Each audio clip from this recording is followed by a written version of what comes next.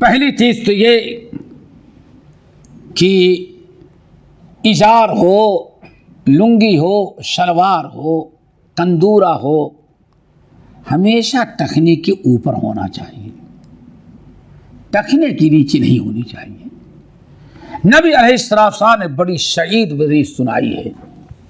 مثلا صحیح مسلم وغیرہ کی ایک حدیث سناتے ہیں آپ کو۔ نبی علیہ السلام نے ارشاد فرمایا ثلاثۃ لا یکلمہم اللہ یوم القیامت ولا یزکیہم ولا ینظر الیہم، حضرت ابو ذر غفاری سے مروی ہے۔ ثلاثۃ لا یکلمہم اللہ یوم القیامت ولا ینظر الیہم ولا یزکیہم ولہم عذاب علیم۔ عارف میں 3 قسم کے آدمی ایسے ہیں میری امت میں، 3 قسم کے کلمہ پڑھنے والے ایسے ہوں گے جن سے اللہ تعالیٰ اتنا ناراض ہوگا، نہ ان کو گناہوں سے پاک کرے گا، نہ اللہ تعالیٰ ان سے بات کرے گا، اور نہ تو اللہ تعالیٰ ان کے اوپر نگاہ ڈالے گی کہاں کس مصیبت میں ہے وہ۔ پھر آپ نے فرمایا ثلاثۃ لا یکلمہم اللہ یوم القیامت، وہی بات 3 مرتبہ آپ نے بیان کیا کہ لوگوں 3 قسم کے آدمی ایسے ہوں گے میری امت میں، کلمہ پڑھنے والوں میں، اللہ جن سے اتنا زیادہ ناراض ہوگا کہ حشر کے میدان ان سے لا یکلمہم اللہ، ان سے بات نہیں کرے گا اللہ، اتنا ناراض ہوگا کہ ولا یزکیہم، ان کے کسی گناہ کو معاف کر کے انہیں پاک نہیں کرے گا۔ نمبر 3 ولا ینظر الیہم، اللہ ان کو دیکھے گا بھی کس مصیبت میں ہے وہ۔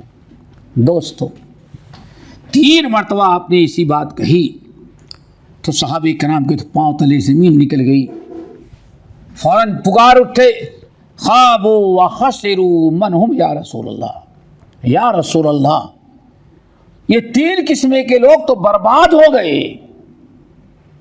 اللہ اتنا غصہ، اتنا ناراض کہ ان سے بات نہ کرے، ان کے گناہوں کی مغفرت نہ کرے، ان کو دیکھے بھی نہیں کہ ہاں جہنم میں کہاں جل رہا ہے، حشر کے میدان میں کہاں پریشان ہے، وہ کون سے بدبخت ہیں؟ تو آپ نے فرمایا نمبر 1 المنان،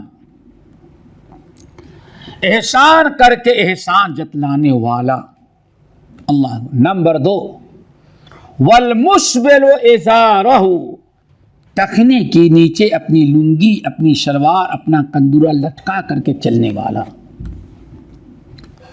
نمبر 3 والمنفق صلعتہ بالحلف الکاذب، جھوٹی قسمیں کھا کر کے اپنا مال بیچنے والا۔ دوستو کتنی شدید وعید ہے۔ نبی علیہ السلام نے ارشاد فرمایا ایک صحابی کو، دیکھو نصف ساق تک پہنو، آدھی پنڈلی تک، اگر اس سے زیادہ لمبا پہننا ہے تو ٹخنے کے اوپر تک پہنو۔